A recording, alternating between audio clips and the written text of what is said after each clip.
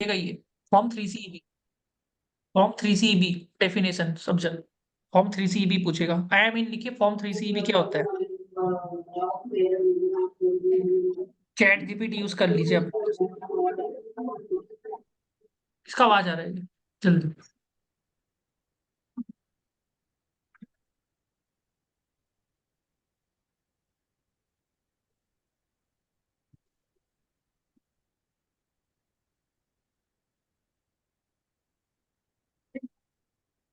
कर लिखिए form 3 CEB का आंसर लिखिए सब जन। फॉर्म 3 CEB का डेफिनेशन क्या है, ठीक है। ये याद रखिए form 3 CEB for TP audit, ठीक है। नहीं तो पूछा टीपी ऑडिट में what work you have done, what work you have done and why TP audit is conducted. Form 3 CEB is a document file certain entities in a section. This is a report on international and specified transactions, ठीक है। लिखते जाइए इसका answer. TP audit what work you have done. तब video on रखिए भाई, देखो संजीव का हो गया था, उससे हो जाएगा फिर, ठीक है। वो अपने आप ही ले लेता है। दोज हु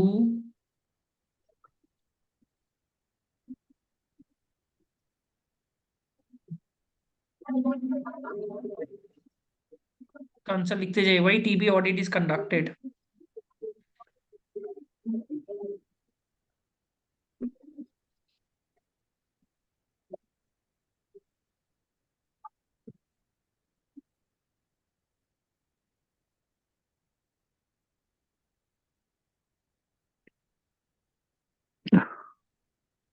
लिखते जाइए क्या आंसर होगा, why it is conducted.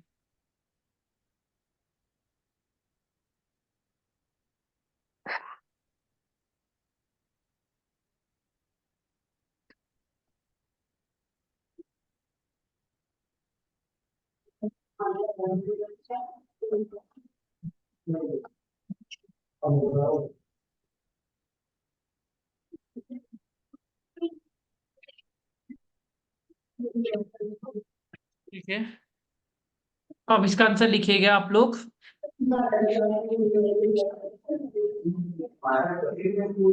What is cup method, what is cup method. क्या आवाज किसका आ रहा है, आवाज मत करिए एकदम भी, आवाज एकदम पसंद नहीं है मेरे को। खाली हम ही आवाज कर सकते हैं, ठीक है। What is cup methods, cup method क्या होता है, कंपेरेबल अनकंट्रोल प्राइस मेथड। ये पूछेगा व्हाट इज कप मेथड, लिखिए। लिखिए what is resale price method, पहले कप मेथड लिखिए फिर resale price.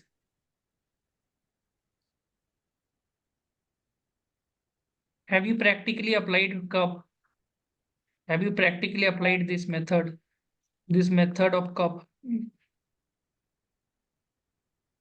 What were your learnings, what were your learnings.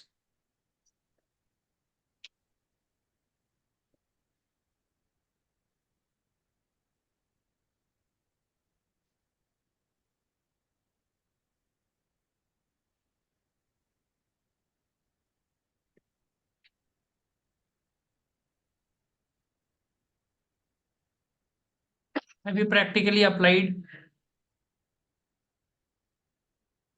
What were your learnings. जल्दी जल्दी लिखते जाइए,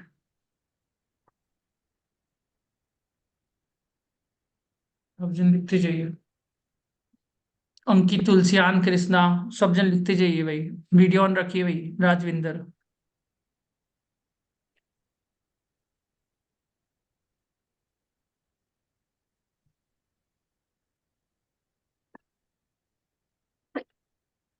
Have you to ensure transaction interview entities are on arm's length price and one item purchased from AE resell it to outsider.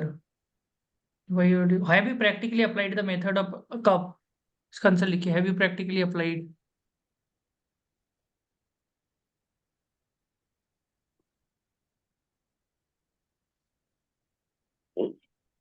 what were your learnings?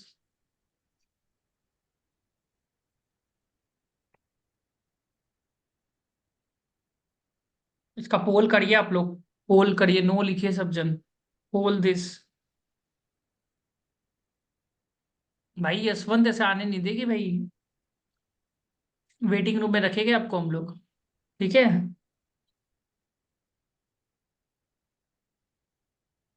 Waiting room का हवा खाएंगे हम अच्छे से फिर ये सब बहुत होता है, ईवाई जीडीएस में होता है ये सब चीज। ईवाई जीडीएस में बहुत वेट कराता है लोग। जिसका भी ईवाई जीडीएस होगा ना, वो बहुत वेट कराएगा, वेट करा करा के उससे उससे वो बोलता है ना तुम इधर इंटरव्यू देने देके ना दूसरा जगह देने देके वेट करवा करवा के। ठीक है। Have you practically applied one item purchase of this in sale to outside is known as this? इसको पोल करिए आर्टिकल सिर्फ एक्सपीरियंस वाला, 6 जन 9। ठीक है, कोई दिक्कत नहीं। यस कर दीजिए, जो इसका यस भी करिए इसको, कोई तो यस कर दो। ठीक है। सॉरी आप तो किए है। हाँ, सॉरी है। हाँ जी सर, आप किए है ना। हाँ जी, सॉरी है किए है पूरा, सॉरी किए है। तुम ज्ञान नहीं दे रहे बस तुम सारा काम फोरेंसिक, मैंने ही करा ना। फॉरेंसिक ऑडिट किया तुम, forensic, forensic audit, forensic audit भी किया है क्या कोई। जब मैं पोल करता है कौन ने क्या किया है पता तो चले किसने क्या किया, आर्टिकल सिर्फ एक्सपीरियंस पोल ठीक है, इससे पता चलता है आर्टिकल सिर्फ एक्सपीरियंस। एक तो हो गया state audit, internal audit, state audit, internal audit, फिर क्या होता है डायरेक्ट टैक्स, फिर एक होता है क्या, डायरेक्ट टैक्स। फिर ट्रांसफर प्राइसिंग, ट्रांसफर प्राइसिंग, फिर एक क्या है जीएसटी, फिर इसके बाद क्या है इंटरनेशनल टैक्स, इंटरनेशनल टैक्स। और कोई काम होता है, फाइनेंस का तो कोई काम नहीं किया होगा, प्रोजेक्ट रिपोर्टिंग की है कोई ने, प्रोजेक्ट रिपोर्टिंग का पोल कर दीजिएगा, किसने क्या की है पता चल जाएगा। पार्टिकल सी पोस्ट क्वालिफिकेशन भी देख के हिसाब से बढ़िया। प्रोजेक्ट रिपोर्टिंग भी की है 2 3 जन, प्रोजेक्ट रिपोर्टिंग बहुत काम आएगा, एफपीएनए प्रोफाइल में काम आएगा आपका प्रोजेक्ट रिपोर्टिंग का नॉलेज। ठीक है, गुड। डायरेक्ट टैग ज्यादा है, मतलब डायरेक्ट टैग ज्यादा होता है आर्टिकल्स, इससे हम लोग को क्या पता चलता है, हम लोग मार्केट पता चलता है कि क्या चीज कौन सा कोर्स निकाल सकते हैं मार्केट आईटीटी भी बराबर है सर। लीड, स्टेट ऑडिट इतना जन किया आर्टिकलशिप में सच्ची है, इतना लोग तो नहीं किया स्टेट ऑडिट। हाँ, इतना लोग किया state audit, internal audit state internal दोनों किया है सब जन। सॉरी तुम किया है तुम किया है तुम ठीक है। प्रणय, प्रणय तुम किया है, स्टेट इंटरनल दोनों किया है। स्टेट किया है, स्टेट में लिखा है तुम, स्टेट, इसने सबमिट पोल कर दिया मैं देख रहा हूँ। ठीक है, project reporting Gautami very good, transfer pricing, international tax, international tax कोई नहीं किया है, इंटरनेशनल खिलाड़ी कोई नहीं है ठीक है, प्रोजेक्ट रिपोर्टिंग जीएसटी, जीएसटी भोजन की है, direct tax, internal audit, internal audit का भी, इंटरनल ऑडिट कम होता है उसका मतलब ना, इंटरनल ऑडिट का 4 ही जन के बस, out of so many people, poll करवाएगा इसको। चलो कोई नहीं, सबसे ज्यादा वैकेंसी इंटरनल ऑडिट में ही होता है इंटरनल कम किया लोग। ठीक है, कंपेरेबल आईटीआर में, डीटी में तो आईटीआर फाइल किया होगा ज्यादा करके। ठीक है, रीसेल प्राइस हो गया, फिर उसके बाद कॉस्ट प्लस मेथड। ठीक है, cost plus method, cost plus method, ये क्या होता है कॉस्ट प्लस मेथड देख लीजिए। देखिए रीसेल प्राइस में क्या था, इसमें क्या था रीसेल प्राइस हो रहा है डिडक्टिंग एन अप्रोप्रिएट मार्जिन तो अराइव एट ये वाला चीज। कॉस्ट प्लस में कॉस्ट प्लस लगा देगा, मार्कअप ऑन द कॉस्ट, ये इजी है। ठीक है, transaction net margin, the net margin earn in the, transaction net margin, जो लिख लेके एकदम याद आ जाएगा उसको, transactional net margin, transactional net margin, net margin method, transaction net margin method. एक है profit split. Profit split, profit split method, ये भी अच्छे से करना है। ठीक है, तो transaction net margin, the net margin earn in control transaction to the net margin earn in comparable uncontrol transaction. देखिए सिमिलर तो आपका यही है, इसमें भी यही था। अब देखिएगा तो प्राइस चार्ज कंपेयर कर रहा था इधर में प्राइस को, और इधर क्या लिख रहा है, इधर कुछ और दिख रहा है। मेरा net profit margin earn in control transaction to the net margin comparable uncontrol transaction, PLI such operating profit margin और net margin margin are used for the comparison. ठीक है, आपने सारा मेथड अप्लाई किया था क्या? आप सारा मेथड किया था सालू? सारा मेथड अप्लाई किया था?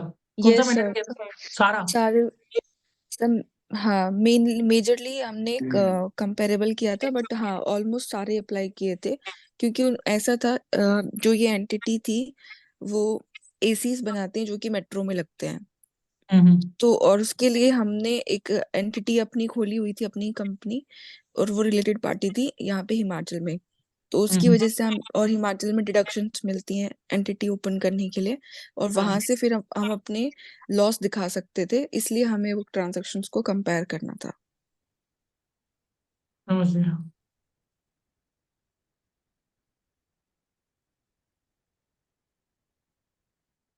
ये आपका जो आपने आर्टिकलशिप में काम किया था कि ये अदर देन आर्टिकलशिप था आपका काम जो किया आपने? आवाज आ रहा है आपको मेरा? आपने आर्टिकलशिप में किया था काम, किया पोस्ट आर्टिकलशिप? आर्टिकलशिप में सर। आर्टिकलशिप में किया, पोस्ट आर्टिकलशिप? तो पोस्ट आर्टिकलशिप नहीं किया, एक ही क्लाइंट था वहां पे, और in articleship only, not after that. तो उसमें ज्यादा ट्रांसफर प्राइसिंग का ही काम था क्या, और कोई काम नहीं था? नहीं नहीं, वहां पे सब काम था, स्टैट, इंटरनल, मिक्स समझ प्रोफाइल था, डीटी, आरओसी, समझ सब था वहां पे। मिक्स मिक्स था, मतलब समझ गया, मतलब एक ही क्लाइंट था ट्रांसफर प्राइसिंग वाला। समझ गया। हाँ, ठीक है। मतलब ऑलमोस्ट दो क्लाइंट्स थे ओनली ट्रांसफर प्राइसिंग के, बट मैंने एक ही किया था। इसमें कोई ऑब्जर्वेशन निकला था आपका जब ये आप किए थे, तो आर्टिकलशिप में ऑब्जर्वेशन था ये ट्रांसफर प्राइसिंग में? अ, ऐसे अभी सच कुछ याद नहीं है। मतलब कुछ निकाले थे, कुछ कुछ था उसके अंदर में? हाँ निकाला तो था, बट अभी याद नहीं है कि मतलब कुछ लॉजिकली जो बैंकर आज। निकाले थे, मतलब कुछ होता है ना, फ्रॉड? हाँ हाँ, मतलब फ्रॉड नहीं, मतलब वेंडर्स निकाले थे जहाँ पे हमारा रिलेटेड पार्टी के साथ में हम लोग कम पे खरीद रहे हैं, और बाहर वाली पार्टी को हम ज्यादा पे दे रहे हैं। मतलब उसके प्रोडक्ट्स होते थे ना, मतलब रॉ मटेरियल कह सकते हैं एक तरीके से, तो जो हमारे इनपुट्स यूज करते थे हम, तो वो थर्ड पार्टी से ज्यादा पे खरीदते थे, और अपने रिलेटेड पार्टी से कम पे खरीदते थे, जबकि हमारा सिमिलर प्राइस यूज होना चाहिए उस केस में। आप ये सब 5 मेथड ही यूज अप्लाई करते थे क्या? 5 का 5 मेथड ही जब करते थे तो? नहीं, हमने स्टार्टिंग में करके देखा 5 मेथड अप्लाई, बट फिर हमने stick to CUP method only, कि हमारे केस में ये ज्यादा बेनिफिशियली उस ट्रांजैक्शंस को फाइंड आउट करने में हेल्प कर रहा था। और एक और चीज, जैसे आप डिसाइड कैसे करते हैं कि कप अच्छा है कि रीसेल प्राइस अच्छा है? तो ये तो पार्टनर ने जैसे गाइड किया उसके अकॉर्डिंगली। पार्टनर डिसाइड, ज्यादा कप यूज होता होगा?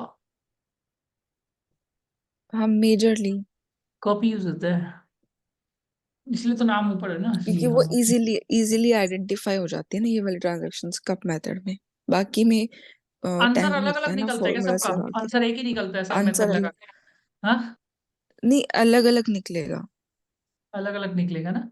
ओके, फिर आप लोग हम्म। देखिए कौन सा आंसर थोड़ा बढ़िया लग रहा है उसमें से। हाँ, मतलब किस में ज्यादा ट्रांजैक्शंस आ रही हैं, और किस में ज्यादा अमाउंट, ज्यादा किस में इम्पैक्ट कर रहा है।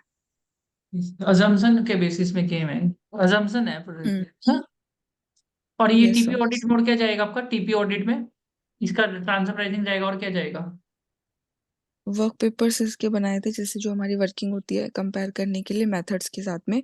देन फिर हमने अपना एक रिपोर्ट इशू किया था कप मेथड को, उसमें मतलब इलेबोरेट करके पीपीटी में, और फिर हमने टीपी फाइलिंग की थी उसमें। सीए ऐड करना होता है इनकम टैक्स की वेबसाइट पे जाके, और फिर उन सीए ने अपने लॉगिन करके अपनी फाइलिंग की। और एक क्लाइंट कहाँ का था ये, विदेशी? नहीं, ये डोमेस्टिक ट्रांजैक्शन है, सिडवाल रेफ्रिजरेटर्स। दोनों दोनों यहाँ का ही था, मतलब जो दोनों क्लाइंट था जिसका आप लोग ट्रांसफर एक प्राइसिंग कर डोम रहे थे, एक तो बाहर का होगा ना। एक डोमेस्टिक, हाँ, एक इंटरनेशनल, एक डोमेस्टिक। इंटरनेशनल कहाँ का था वो? ऐसा मुझे याद नहीं है क्योंकि मैंने किया ऑस्ट्रेलिया, हुआ है उसमें कनाडा, सॉफ्टवेयर। अमेरिका, इसे थोड़ा याद नहीं आ रहा है आपको? कहाँ का था नहीं, वो? नहीं पता मुझे क्योंकि होल्डिंग मैंने क्लाइंट सब्सिडरी किया है। कंपनी था क्या आपका? होल्डिंग सब्सिडरी कंपनी था? हाँ, होल्डिंग सब्सिडरी था। हाँ, होल्डिंग होल्डिंग सब्सिडरी सब्सिडरी था। में ही होता है ये सब चीज। होल्डिंग सब्सिडरी में ये लोग है ना, आपस में मतलब कम बेसी दिखा देता है प्राइस प्राइस। होल्डिंग सब्सिडरी में जी, ज्यादा होती है। हाँ। मतलब उसकी पेरेंट कंपनी थी, वो सॉफ्टवेयर डेवलप करती थी। ये कुछ बेस मॉडल था उसका।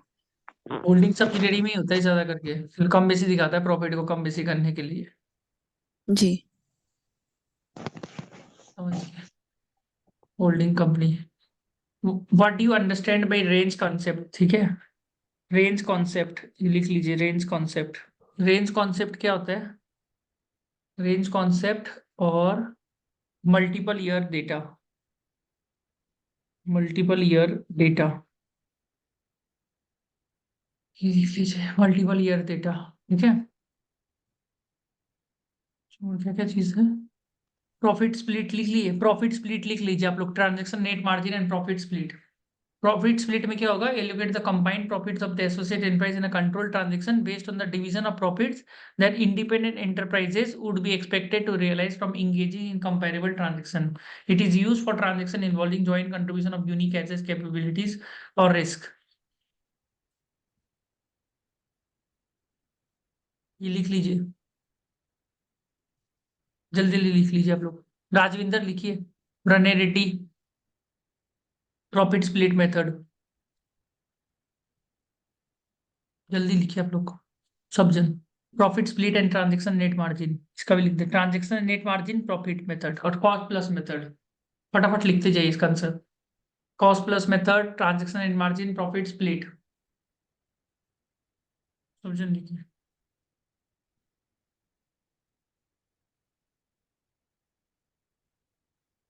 रीसेल प्राइस, कंपेरेबल, सारा का आंसर चाहिए मेरे को। ठीक है, राजविंदर फटाफट लिखिए। को अब हाइड कर दिया, अब लिखिए आप लोग। ठीक है, लिखिए तभी तो मजा आएगा, तो क्या फायदा। ट्रांजैक्शन खुद का लिखिए। राघव अग्रवाल लिखिए। कहाँ से है राघव अग्रवाल आप वैसे? जयपुर, जयपुर से ना? उदयपुर सर। उदयपुर और उदयपुर। राजस्थान। हाँ, लिखिए ट्रांसफर प्राइसिंग लिखिए पूरा आप लिखिए। 5 मिनट का तो डेफिनेशन पढ़ लीजिए पूरा, 5 मिनट का डेफिनेशन। ठीक है, लिखिए ग्रुप में लिखिए आप। Raghav, cup method, chat GPT भी यूज कर सकते हैं, कोई दिक्कत नहीं है। पढ़ पढ़ के खुद लिखिए, बिना देखे लिखिए आप लोग। हाँ, कोई दिक्कत नहीं है हमको, पर कोशिश करिए बिना देखे लिखने का, तब याद हो जाएगा पूरा तुमको। तुमको कॉन्फिडेंस आएगा, तुमने बिना देखे लिखा। तो हम रैंडमली एक जन को पकड़ेंगे अभी पूछेंगे उसका आंसर। हम गौतमी को पकड़ेंगे, 5 मिनट बताओ, एक्सप्लेन करो। ठीक। ट्रांजेक्शन नेट मार्जिन मेथड, ये 5 मिनट पूछेगा पूछेगा तुमको। 5 मिनट का नाम, associated enterprise, why transfer pricing, what is the scope of transfer pricing, TP audit report का डेडलाइन और फॉर्म 3CB, 3CEB।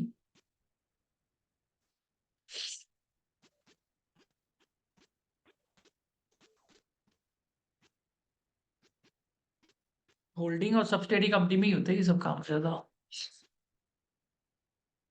वो क्या बेच रहा था जैसे होल्डिंग में सामने वाला को? सालू सब्सिडरी को क्या सामान दे रहा था? अ, सर, होल्डिंग ने सब्सिडरी को सॉफ्टवेयर वाला था, मतलब सॉफ्टवेयर यूज करते थे। हाँ, सॉफ्टवेयर ना। अब हाँ, सॉफ्टवेयर डेवलप करते थे, उसके लिए कुछ यूज करने के लिए राइट्स दिए हुए थे तो सब्सिडरी को। हम्म। रॉयल्टी का भी कुछ और चक्कर था क्या इसमें? सब्सिडी रॉयल्टी, रॉयल्टी रॉयल्टी का भी था क्या कुछ? Software development. सर, मैंने इंटरनेशनल वाला नहीं किया था, मैंने डोमेस्टिक किया था, सिडवाल वाला। जो कि मेट्रो में जिसके एसीज इंस्टॉल्ड है, तो वो सिडवाल रेफ्रिजरेटर्स है, उसने अपनी एंटिटी ओपन की हुई है हिमाचल में। तो उस एंटिटी का मैंने किया था डोमेस्टिक, इंटरनेशनल में इन्वॉल्व नहीं थी। डोमेस्टिक ट्रांजेक्शन की है। हाँ, उस टाइम पे लिमिट थी डोमेस्टिक ट्रांजैक्शंस की 2 crore, and international transaction whether it is of rupee one amount, it should be TP should be applicable. Now the limit is around 5 crore rupees for both domestic and international transaction. Domestic, in case of domestic, only specified transactions, and in case of international, any type of transaction with related party. International में any type of transaction. जी। Limit क्या बोले आपने domestic transaction का? So now it is 5 crore for everyone, international whether it transaction is domestic or international. 5 crore. सही है। अभी अभी इंक्रीज हो गया तो बजट में, तो उसके बाद का मेरे को नहीं पता, क्योंकि मैंने ग्रुप 2 थोड़ा कम ही पढ़ा था, बजट में भी चेंज हुआ इसलिए है क्या? मुझे कुछ अमेंडमेंट आया बजट में अभी, इंटरिम बजट में इसको लेके? Not aware of, not really aware of मेरे इट। हिसाब से नहीं आया होगा। समझ गए। शिवानी शर्मा लिखिए आप, वीडियो ऑन करके पूरा आंसर। गौतमी आप लिख रहे हैं ना पूरा? सब जन लिखिए इसको। 5 मेथड का हमको पूरा डेफिनेशन चाहिए पूरा, अभी पढ़ लीजिए पूरा। 5 मेथड का पूरा डेफिनेशन, शिवानी शर्मा, कृष्णा, अंकित तुलसियान। अभी पढ़ के खत्म कर लेते हैं इसको। शाहिद, 5 मेथड का डेफिनेशन। ठीक है, 5 मेथड का डेफिनेशन। फॉर्म 3 भी हो ही गया। Comparable uncontrol price, disadvantage. ठीक है, टीपी ऑडिट का डेडलाइन क्या था? 30 नवंबर ना? 31 अक्टूबर। क्या होता है इसका? लिख लीजिए इसका जल्दी से, thirty TP first audit date. 31 अक्टूबर। 31 अक्टूबर श्योर? नो सर, 30 नवंबर। नवंबर है, 30 नवंबर है। 30 नवंबर। ठीक है। And if not TP file on time, then penalty 1 lakh.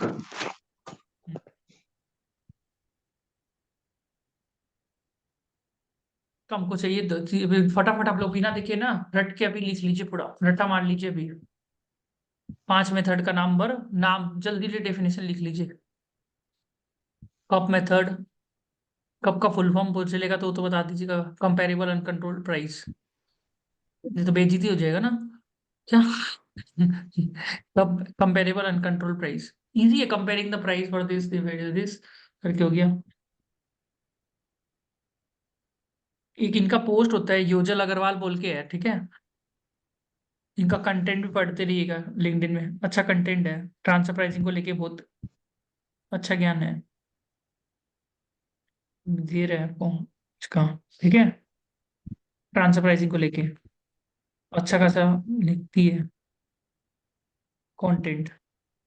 ठीक है, ट्राई कर लीजिएगा।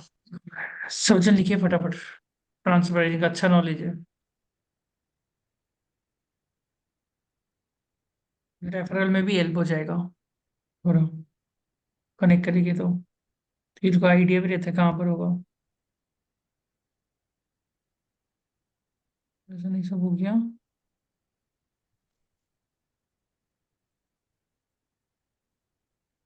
What is the challenge you face in transfer pricing? वो पूछेगा, चैलेंज बताएगा, चैलेंज तुम क्या फेस किया, ये पढ़ लीजिएगा। ये चैलेंज पूछेगा वो, ठीक है। Challenge, what is the challenge you face in transfer pricing?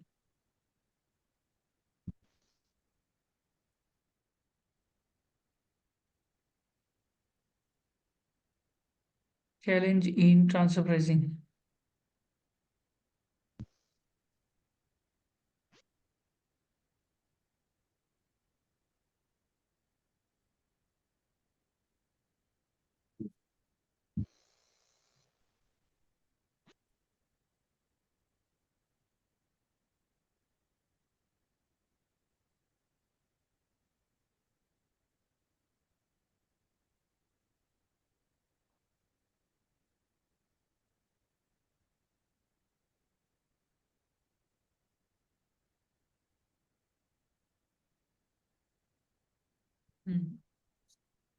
Challenge पढ़े आपने? पढ़ लिया अभी? चैलेंज देख लीजिए। चैलेंज, क्या चैलेंज है? इसको कॉपी करिए ना कोई, कॉपी करके ना इधर में कर दीजिए। समझ में आया? कॉपी कैसे करेंगे? As a transfer pricing professional, a frequent challenge is effectively dividing the employee cost between the AE and the non-AE segments. ऐसे करके बोलिएगा उधर में, सॉरी, ठीक है? Here's my approach to tackle this challenge. ठीक है? Know exactly what services are needed for AE and non-AE segments. This helps match the employee skills to the right task. मिला नहीं answer? Employ cost go beyond the, इसको copy paste कर लीजिए, अच्छे से copy paste करिए और उसको उसमें लाइए। कैसे करेंगे कॉपी पेस्ट? मोबाइल से कॉपी पेस्ट कर सकते हैं, लैपटॉप से करना इजी है, मोबाइल से बहुत मुश्किल होता है कॉपी पेस्ट करना।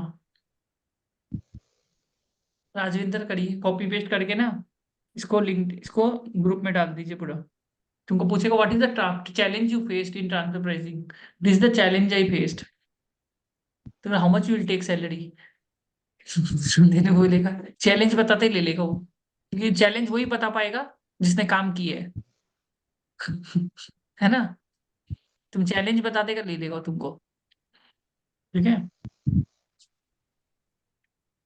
तो पता ही चल के बोलते ना, एक होल्डिंग कंपनी था, एक सब्सिडियरी था, सॉफ्टवेयर डेवलपमेंट का होता था, उसका मैंने किया था, एक ही किया था, फर्स्ट ईयर ऑफ आर्टिकलशिप किया था, उसके बाद मैंने ऑडिट करने लग गया ज्यादा करके।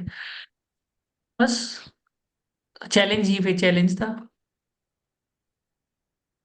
जल्दी जल्दी लिखते जाइए। Very good.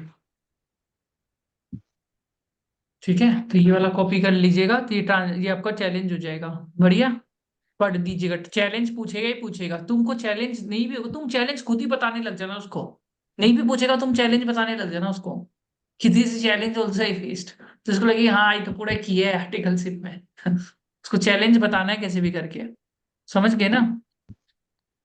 इसमें आप थोड़ा सा भी अच्छा ज्ञान दे देंगे तो ले लेगा वो। ये रेंज कंसेप्ट नहीं पूछेगा हमको लग रहा है, मल्टीपल ईयर डेटा बहुत डिफिकल्ट है ये। प्राइमरी एडजस्टमेंट पूछता है, ये पढ़ लीजिए। प्राइमरी एडजस्टमेंट है ना, ये हम बता रहे हैं, ये पूछेगा आपको प्राइमरी एडजस्टमेंट, ये पूछेगा primary adjustment and secondary adjustment. ठीक है? प्राइमरी एडजस्टमेंट क्या है? Actual modification made to the transfer pricing of an international transaction to align with the arm's length standard. This could involve increasing or decreasing the transfer price to match the price that would be charged between the unrelated parties. ये लिख लीजिए, बढ़िया है ये answer. Primary adjustment, actual modification, और सब जन Accenture में अप्लाई कर लेगा आप लोग। एक्सेंचर में कैसे भी करके कल तक अप्लाई कर लीजिए, बहुत जल्दी हो जाएगा काम। कल तो शॉर्ट लिस्टिंग भी है ना। लास्ट डेट क्या है? 8 तारीख है ना? 9 बहुत टाइम है। 9 9 लास्ट, बहुत टाइम है।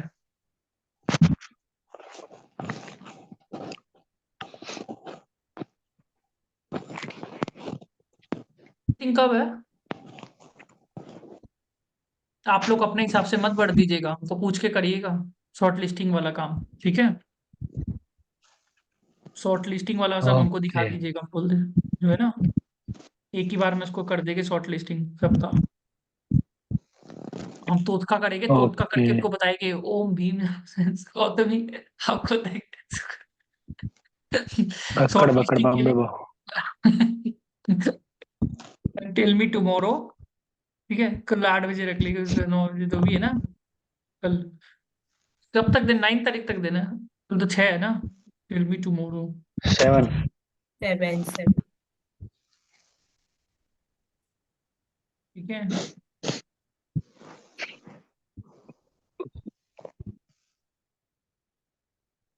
ठीक है, तो ये वाला कर लेंगे शॉर्ट लिस्टिंग। ठीक है, जो भी इस कंपनी शॉर्ट लिस्ट करेंगे सबको आ ही जाएगा, 6-7 कंपनी तो आ ही जाएगा। सेकंड भी तो होता है, फर्स्ट का सेकंड होता है ना आपका। सेकंड कब होगा? सेकंड कब होगा 11 आपका? से 11 से 11 से 11 से 13 एक चीज याद रखिएगा, फर्स्ट में अगर अच्छा कंपनी आ जाए तो फर्स्ट में ले लेना चाहिए, सेकंड का वेट नहीं करना चाहिए, सेकंड में आता ही नहीं है कुछ भी, सेकंड शॉर्ट लिस्टिंग में कंपनीज नहीं आते जनरली हम देखा है। अगर फर्स्ट में सही कंपनी आ गया सारा ही सिलेक्ट करके खत्म करो सब ले खत्म, सेकंड में आया नहीं तो गया। ठीक है, जल्दी प्राइमरी एडजस्टमेंट कल आपको दिखा दीजिएगा। भोजन क्या करता है, दो कंपनी सिलेक्ट करता है फर्स्ट में, पर सेकंड में आता ही नहीं है, जीरो। समझ में आया? तो तीन तो ले लेना चाहिए अगर सही सही है, मैं करवा दूंगा वो, मेरा तुक्का सही होता है जनरली। ठीक है, एक लड़की थी जिसका 30 कंपनी शॉर्टलिस्ट किया था, एक लड़की थी जिसका 30 कंपनी शॉर्टलिस्ट किया, 30 और उन्हें 4 सिलेक्ट किया, चारों में रिजेक्ट। वो थी ग्रैंड हॉटन से, फर्स्ट अटेम्प्ट। उसके बाद मेरे पास आई वो। Short listing is a very important thing, don't take it lightly, short listing is very important. Grant हॉटन फर्स्ट अटेम्प्ट 30 कंपनी सिलेक्ट किया, 30 company is not a joke. हम लोग को भी इतना नहीं है, हम लोग को 12 कंपनी सिलेक्ट किया था, शॉर्ट लिस्ट किया था मेरा टाइम में। 30 कंपनी रैंक होल्डर को नहीं मिलता है, तो 30 कंपनी के बाद भी क्या हुआ, 4 कंपनी सिलेक्ट करना है, 4 तो करना ही है। तो बहुत ज्यादा खुशी हो जाता है 30 कंपनी देख के, 40 कंपनी देख के, और तुमको तो एक ही कंपनी में काम करना है अल्टीमेटली।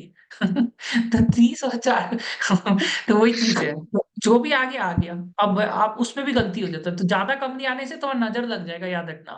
कमती आएगा तो नजर नहीं लगेगा, ये चीज सीख लो।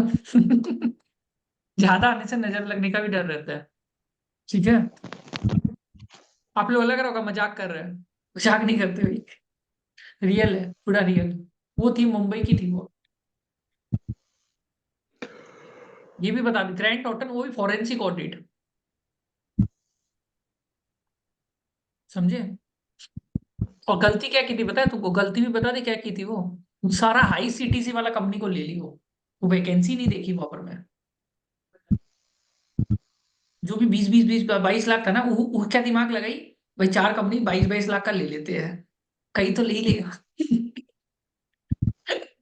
सही है स्ट्रेटेजी, बताओ, ये सब नहीं चलता है, समझे? Short listing is a very important thing, short listing में ध्यान देना पड़ेगा। जो 20 लाख दे रहे हैं ना, 20 लाख में आदमी को भी तगड़ा मिलेगा आपको फाइटिंग करने के लिए, याद रखिए। देख के करना पड़ेगा, अपना भी एबिलिटी समझना पड़ेगा आपको, आपका औकात कितना है, you have to understand your ability also. तो आपको थोड़ा सा कुछ रिस्की कम नहीं लेना, कुछ सेफ लेना है, समझ में आया? सारा पैसा अगर म्यूचुअल फंड में लगा देंगे, शेयर मार्केट में लगा देंगे, तो क्या हो जाएगा, या तो रात के झुनझुन वाला बनेंगे, या तो या तो पता नहीं क्या बनेंगे, है ना? तो ये चीज है, तो ध्यान देना। ठीक है, तीसरी सीख लीजिएगा। इसका आंसर दिखे नहीं, आप लोग बात करते करते प्राइमरी एंड सेकेंडरी एडजस्टमेंट आपको आंसर दिया था लिखने के लिए, प्राइमरी एंड सेकेंडरी एडजस्टमेंट, जल्दी जल्दी। प्राइमरी एडजस्टमेंट पूछता है इंटरव्यू में, मैं मजाक नहीं कर रहा हूँ, आपको मैं बोल दूं, primary secondary adjustment from 3CEB, important question तो वो बोल देता है।